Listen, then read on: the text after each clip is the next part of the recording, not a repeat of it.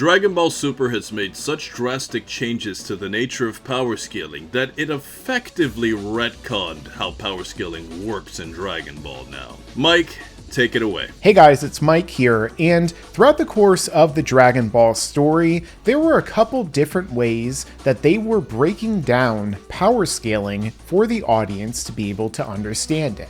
That would be comparative power scaling and numerical power scaling. So in the case of the comparative power scaling, we have, for example, how Goku and Tien both were relatively even during the 20-second tournament. Then, of course, before that, we had Tien, who was said by Master Roshi he'd be able to defeat him. Thus, in turn, this means that if Tien could defeat Master Roshi, so too could Goku at that point. And the list really goes on. For example, if someone is able to defeat Vegeta from the Saiyan saga, who has a power level, a numerical value of 18,000, then somebody else with a higher numerical value theoretically would be able to do the same way. That is with the concept of power levels that Akira Toriyama introduced at the early start of the Saiyan saga, going up through the Frieza arc, before he inevitably dropped them in favor of, once again, returning to comparative power scaling. And throughout the course of the series, this is relatively simple and easy for fans to understand.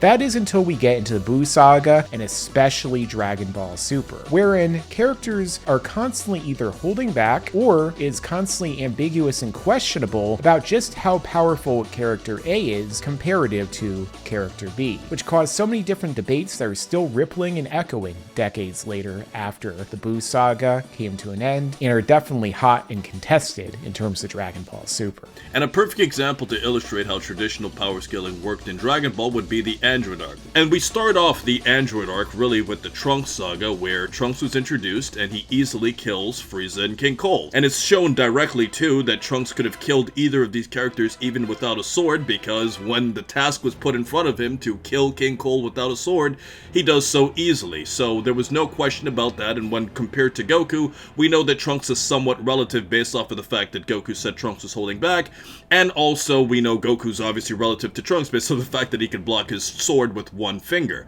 So all of this was to illustrate that Trunks is a powerful Super Saiyan in his own right, but he clearly isn't strong enough to defeat the future androids of the future, because if he did, why would he be going back to the past? Now, before we got to the main androids of the Android arc, we started off with Android 19 and Android 20. And Android 20, Dr. Gero, basically said directly that he is a superior model to the Android 19 one, so we could at least scale that out of all of the androids, Android 19 was the weakest. And based off of the fact that Android 17 easily killed Dr. Gero, Android 20, that also proves that 17 and 18 were far above him as well. Toriyama has a simple and effective method of introducing how strong each of the androids are. And the way that Toriyama does this is he usually sends the weakest character out first. With Android 18 specifically, she is the weakest of the three androids, and this is proven because in the Android ABCs of the Dragon Ball manga, a graphic that Toriyama made, he explained all of this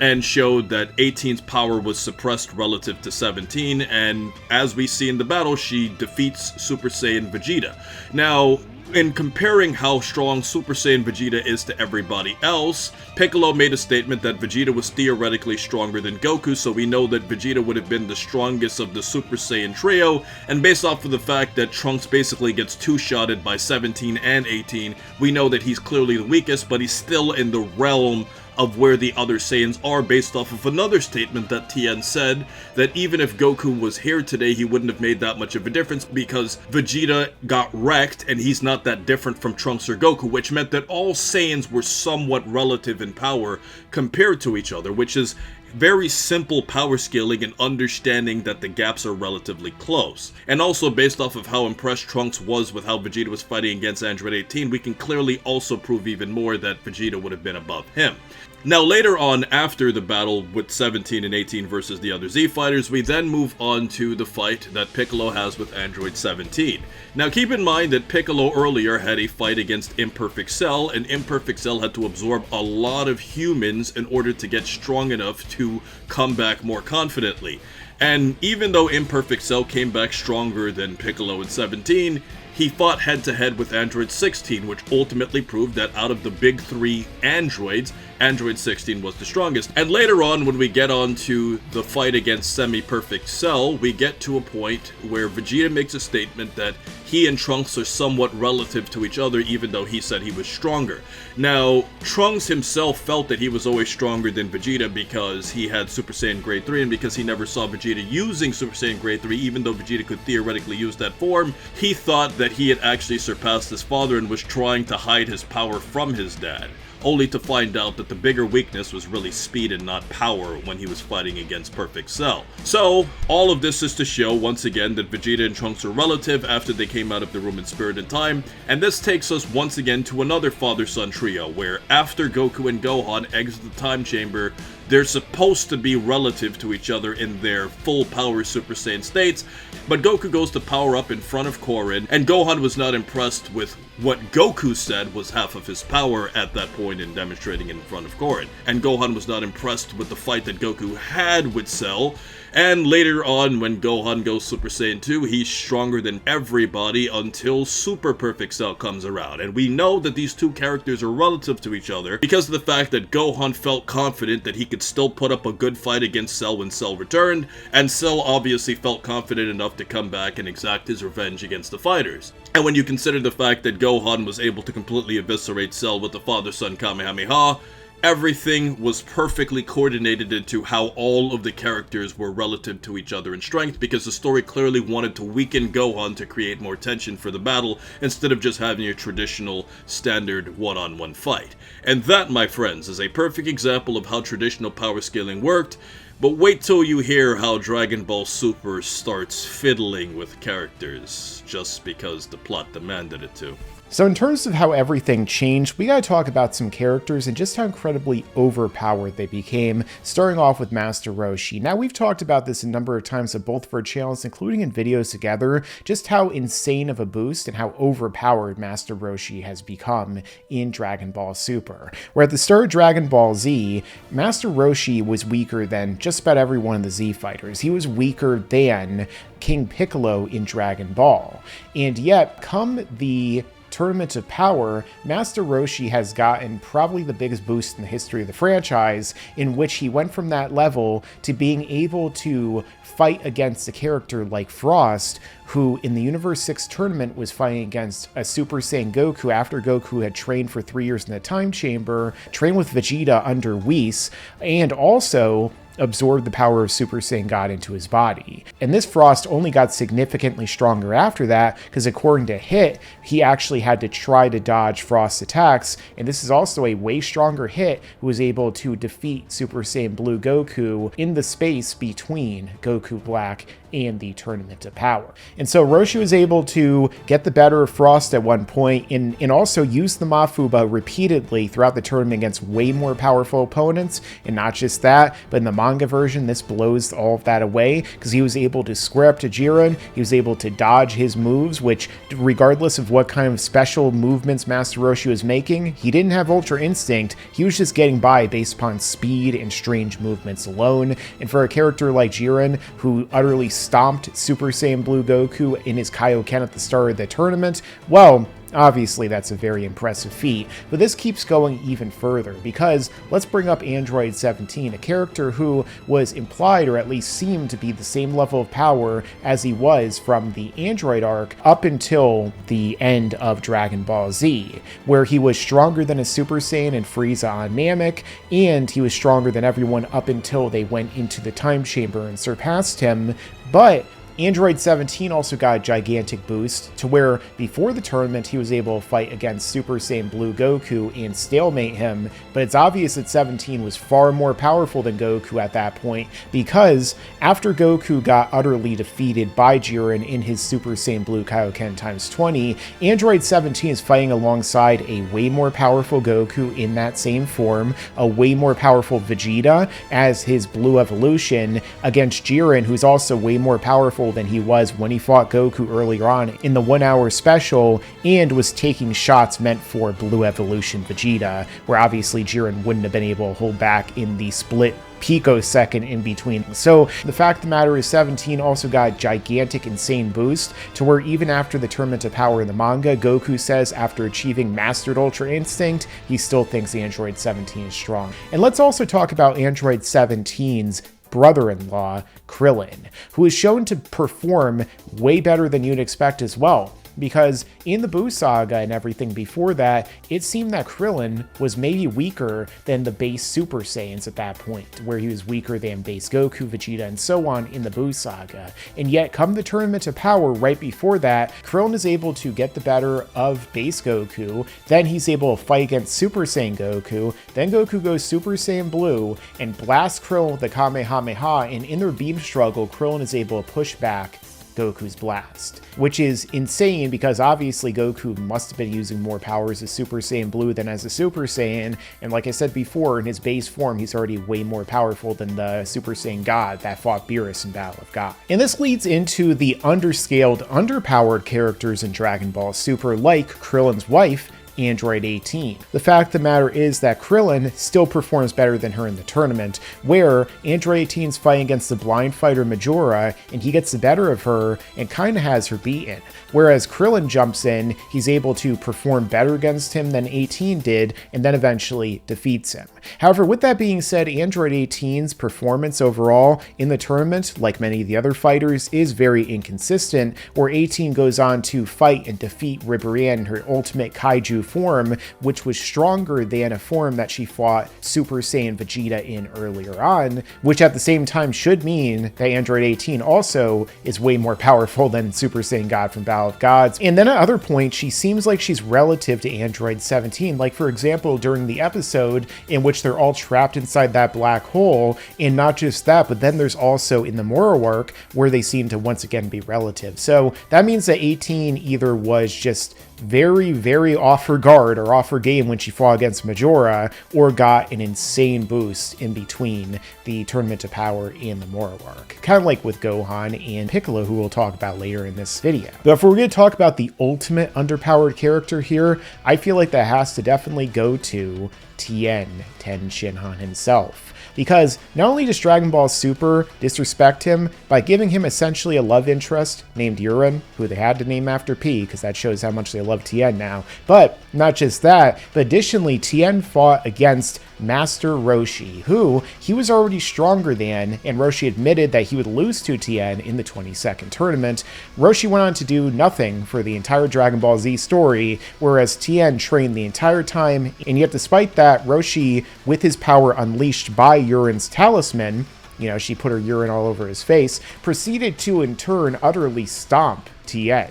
and had him defeated in terms of pure power with his Bankoku Bikuri Show Lightning Shock Surprise Attack, and then was going to kill him with the Kamehameha before Goku intervened. He then went on to barely do anything important or significant in the Tournament of Power, basically eliminating himself because, you know, he wanted to take out an enemy that he probably could have done while he was in the ring, and, you know, throwing himself out of the relevance in the story because Tien, in this day and age, seems to be hated by Toriyama and everyone else who makes Dragon Ball, and thus is probably never going to do anything significant again. So as Mike expanded on, guys, Roshi and 17 both went through secret training off-screen, which is basically the plot's way of showing us, hey, we don't really know how to make these characters stronger to fight against future threats, so we're just gonna say 17 and Roshi somehow trained off-screen and could get strong enough to fight against these characters, and with some brief sparring between Krillin and 18, because Krillin's spending most of his time working as a cop, he could get this powerful. However, another underrated character to mention here, Mike, is the character of Yamcha that really got lost in the shadows, because even though he was always the weakest out of himself, Krillin, and Tien, they're kind of like a trio,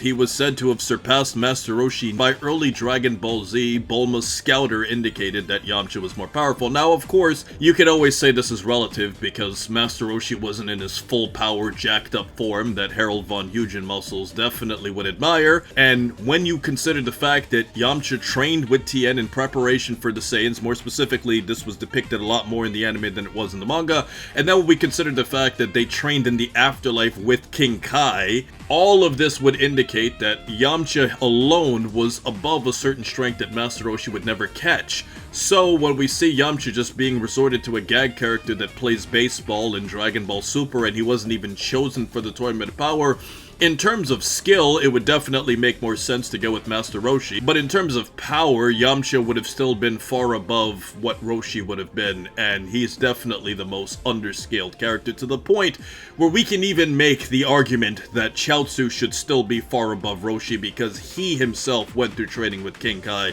but yet Chaozu is still weaker than Master Roshi due to Master Roshi's secret training. Overall, the reason why these characters were underpowered and overpowered was just to fit the narrative,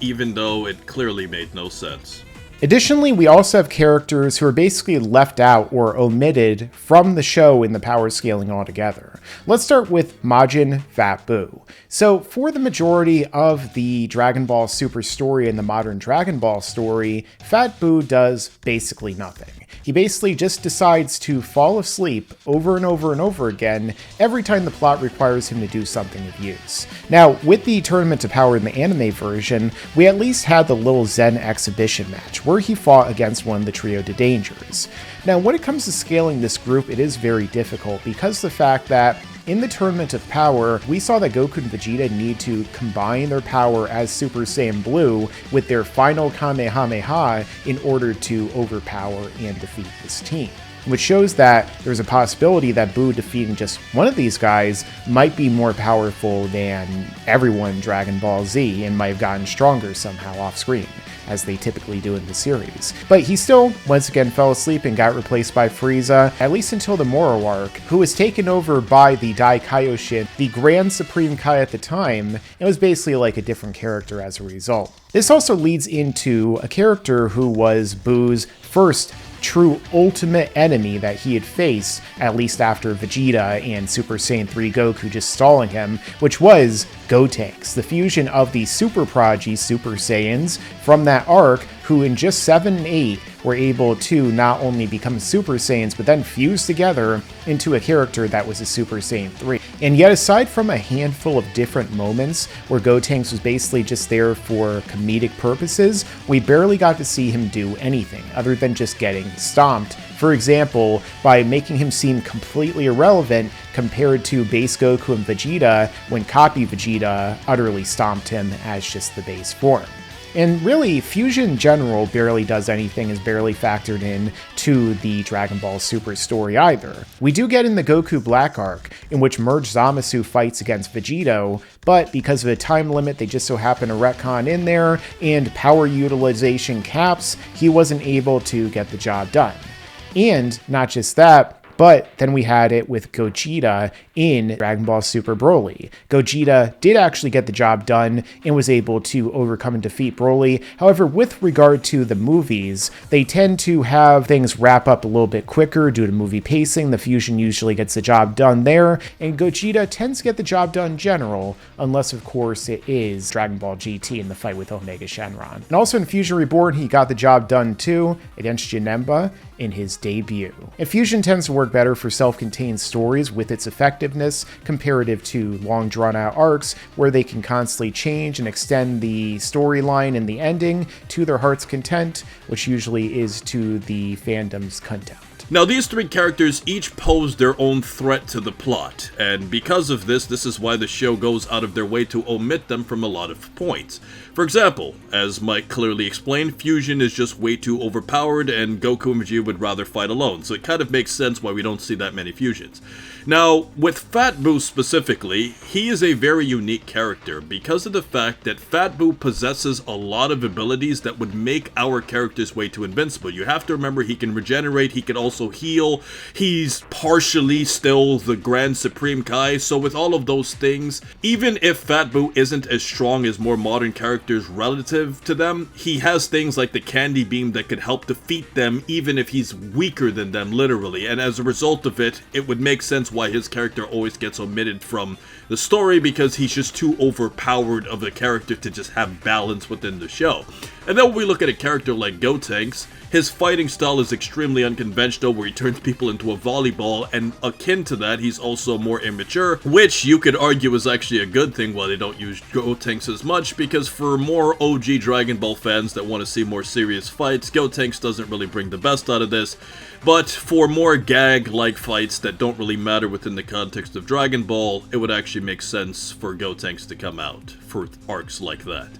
Now, speaking of Gotenks, he was really the first character to become a meme in terms of learning transformations so quickly. Now, obviously, Gotenks is a fusion of Goten and Trunks, who also learned Super Saiyan at extremely young ages, but Dragon Ball Super went even further beyond with this. Of course, we're talking about the introduction of the Universe 6 Saiyans. Now, Kaba did go through some turmoil into becoming a Super Saiyan for the first time, because Vegeta really had to push him into becoming one during this Universe 6 tournament, of course. However, Kaba had a very hard time trying to attain Super Saiyan 2. But when we talk about two other Saiyans, let's just say they didn't have a difficult path in not only far surpassing Kaba,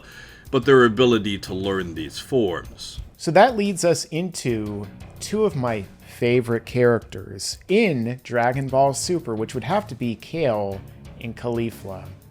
So in the case of Kale, it makes more sense as to why she's able to become a Super Saiyan so easily, because she's essentially the Universe 6 equivalent or doppelganger of Broly. And so in turn, she becomes the kind of berserker, legendary, devil type of Super Saiyan that he does in the movies when she watches and sees the exchanges between Kaba and Caulifla. And this was expanded upon even more with Kale when she saw Goku talking to Caulifla. And then, much like how Broly would say Kakarot, she would say Son Goku, which again was another throwback to Broly from those movies. Now, this is very different in both variations, because in the anime version, Kale is more unaware of the fact that she has these incredible powers. She's very demure in her demeanor, whereas in the manga version, Kale is a lot more aware of these powers. She's already super strong and super fast, but ironically, in the Tournament of Power in the manga version, that version of Kale goes off even harder than the one in the anime, because she goes off in such a tirade, essentially, that Caulifla, through the help of Kaba, is able to use Potara earrings to fuse with Kale, in turn making them into Kefla, because the fact that she was completely out of control without that. And then in the anime version, she's actually able to master and control that form to where, with her power, she and Caulifla are teaming up and fighting against Goku, and has to eventually become a Super Saiyan God before the two of them, as a last-ditch effort, combine into Kefla in order to fight against him. Now, this also leads into the other fusion component here, which is Caulifla, who doesn't have any kind of built-in storyline other than the fact that she's the bestest ever, kind of like the Star Wars Rey character, but in Dragon Ball Super. And in turn, she is able to become a Super Saiyan just because she sees Kaba do it, and she's able to replicate a feeling that he has on his back, the tingly back feeling. And then in literally the exact same hour that she achieves Super Saiyan, she just so happens to achieve Super Saiyan 2 when fighting against Kale. So she shows incredible power in terms of easily achieving forms, whereas at least Kaba had to get enraged at the thought of Vegeta destroying his planet before he became a Super Saiyan. With her, well, she's just unlocking her Mary Sue within her. So as you can see, just as Gohan was the youngest Super Saiyan at some point and had to actually try to become a Super Saiyan, Gotenks was really the first character to do it really fast, because the plot needed Super Saiyans to fight against threats right away, and then because the plot needed quick Super Saiyans to fight against our characters to have some sense of tension, all of these Universe 6 characters learned these forms so ridiculously easy and completely broke the mold of power scaling itself. But apart from learning forms so easily, Dragon Ball Super also introduced a lot of forms with less explanation than the original forms we had in Dragon Ball and Dragon Ball Z. So let's begin with Future Trunks. So Future Trunks, by the time he showed up in the story in Dragon Ball Super, was already really powerful, where he was able to fight against and get the better of Super Saiyan 2 Goku, and in the manga version was actually able to, in his Super Saiyan 2, fight against and be either equivalent to or maybe even stronger than Super Saiyan 3 Goku. And this only goes even further beyond, because the fact that Trunks in his Super Saiyan 2 actually is able to put up a fight at points against Super Saiyan Rose Rose Goku Black, but Trunks decides to have the ultimate ass-pull transformation moment that he could achieve from his master Gohan, who's the master of them, I'll talk about soon, in which he becomes his own inverse form of Super Saiyan Blue, which is Super Saiyan Rage, or Ikari, which makes him a completely ambiguous amount of power stronger, to where he goes from being able to fight and struggle against Rose Black to, in turn, fighting against Merge Zamasu, who literally had just tanked a final Kamehameha from Super Saiyan Blue Vegito, and yet he was able to push him back, and then eventually not only got the power of Goku and Vegeta put into him, but also had yet another ass pull where he achieved a Spirit Bomb Sword, which he used to cut Merge Zamasu in half, destroying his body, but not winning the war, because naturally Dragon Ball Super had to lead to him becoming the timeline and then erasing everything from existence. Hooray. But speaking of the master of Trunks' master, let's talk about Piccolo. First off, after he wished upon the dragon, he wished for his potential to be unlocked, just like the Grand Elder did on Namek, and got this own ultimate form of his, which was yellow. But not just that, he also went even further than that, because Shenron actually gave him a little bit more power on top of everything, which made him turn this giant, bulky, orange form, where he used that power to one-shot an android who is compared to Goku and Vegeta's level of power earlier in the movie. But that's not all, because we also have Gohan, who, while channeling his power in Ultimate, decided to get even angrier than usual, and after seeing Piccolo getting beaten up in front of his eyes for the 10,000th time in the franchise, decided to become Gohan Beast, which in its appearance basically looks like a combination of Ultra Instinct with Super Saiyan 2 Gohan from the Cell Saga, only with the hair length that would make Super Saiyan 3 Raditz blush. Now originally, when we go with how these transformations work, there was always some explanation or some reason that helped us really understand how the characters got them. With Super Saiyan, it was a legendary transformation that was a rumor.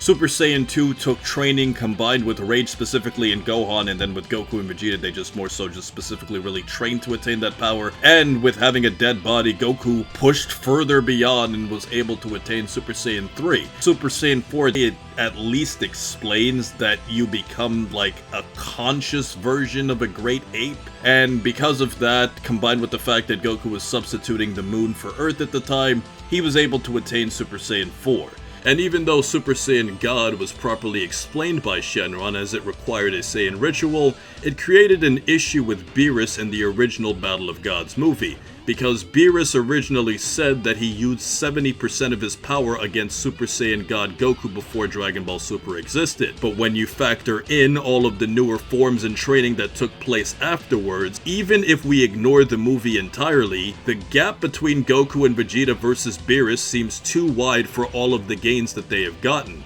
And this is why it's always a bad idea to use numbers in power scaling when fans take those numbers too seriously. But when it comes to these, it's kinda like, hey, the show just needs to market and give these characters new forms just because they need to give it to them. With future Trunks specifically, we can at least say that he didn't even have his Rage form in the manga. That was really just an anime thing that they took out in the manga, because the anime technically comes first before the manga, even though it's usually the other way around. But when it comes to one character in Dragon Ball who was a combination of every single thing that we talked about in this video squared, that would be Frieza. So Frieza is a character that went from being weaker than Goku as the initial Super Saiyan on Namek to being so strong after training for just 4 months of time, the number of death, in which he decided to leapfrog all of Dragon Ball Z and in just his weakest, most suppressed form surpass all the other Z fighters at the time, with the exception of Goku and Vegeta, who he decided to not only square up to in his own base form against Goku's base, which was already stronger than Super Saiyan God, but then with his multiplier, with his Golden Frieza form, was actually greater than the power in the multiplier Super Saiyan Blue, and he proceeded to get the better of Goku, until eventually his stamina failed him. And that isn't all, because Frieza got so much more powerful after this too. In the build-up to the turn Tournament of Power, they brought Frieza back. And during his time in Hell, during the ambiguous amount of time that passed between Resurrection F and the Tournament of Power, Frieza was training with his body completely restrained in that cocoon against that tree with mental image training, killing Goku over and over and over and over again inside of his mind, and was able to then in turn stalemate Goku after he got several times more powerful during that interim, dozens of times really when you break it down, considering just how well he did against some other fighters along the way. But the story doesn't end there, because Frieza has involvement in Dragon Ball Super Broly and the manga itself. And starting off with the Dragon Ball Super Broly movie, Frieza doesn't really have an impressive feat, but we have to give him credit for being able to survive against Broly when he was losing his mind, because he did last long enough for Goku and Vegeta to come back after they had perfected their fusion dance. After this arc, in particular, we see the fact that Frieza manages to find a time chamber that is similar to the hyperbolic time chamber somewhere in the universe, which is really just the plot saying, we just want to find a way for Frieza to find a way to train for 10 straight years so they can come and just surprise everybody in terms of power. But when Frieza returns from his decade of training, he easily defeats Gas. Now, keep in mind that Gas had a wish made on him so that he would become the strongest fighter in the universe after Granola had already made the same type of wish. And you also have to factor in that the reason why Frieza was never affected was because he was in a different dimension when this wish was going on. But the point that we're trying to get at is Frieza came back significantly more powerful, and not only just defeated Gas, but he easily one-shotted Goku and Vegeta. Now, the thing about Goku and Vegeta in comparison to Trunks, Gohan, and Piccolo